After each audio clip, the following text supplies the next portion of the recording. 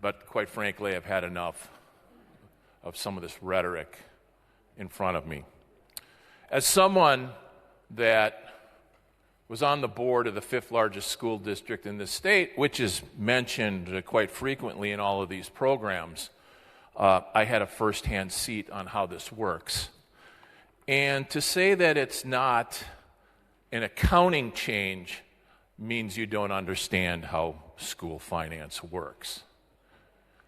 A school district has the ability to go outside their levy limit to reimburse their district for the choice programs.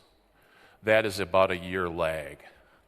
And many districts, because they want to keep a specific tax rate, property tax rate to their taxpayers, in many cases don't levy to their limits. So that is why this is beneficial to them, because it will remove that quirk in the formula and fund these with general purpose dollars. One of the things that all I hear about is adequately funding education. And I've asked for 4, make it 5, close to 6 years. Please sit down with me and show me exactly what that means. Take me a bright light. What aren't we funding that will actually produce better results? I don't hear any of that on this side. And quite frankly, I've lived it because I used to go through a $300 million budget with our district, and I can tell you exactly why we don't get some of the results we need. But one of the things that frustrates me the most is this rhetoric of unaccountable. I would, Mr. Speaker, permission to read from a printed document. Without objection. Thank you, sir. So after I listened to about how these horrible schools, which I actually take the time to go and visit and sit down with parents, students, administrators, etc., you might try that sometime. This is from LFB Information Paper 30. If you would turn to page 3, there's a heading that says Statutory Requirements. The first part is limits on pupil eligibility, income eligibility. So the largest choice program in the state, which is open enrollment, has no limits on income, has no accountability measures built in because it stays within their sacred public school system. Oh, and by the way, I said this in committee.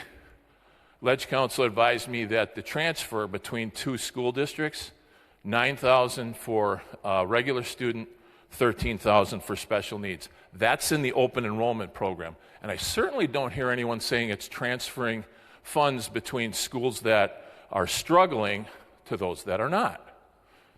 Why would we have facts in here? But I will just take a couple of things. If you go through this, and Mr. Speaker, I apologize because it is about 12 pages long. Here's a good one. This is under admission and selection procedures, and this covers all private schools in the choice programs. The state superintendent must ensure that private schools accept pupils on a random basis, except that a school may give preference to pupils, and it gives a number of things that siblings and so on. Let's see. There was one. Here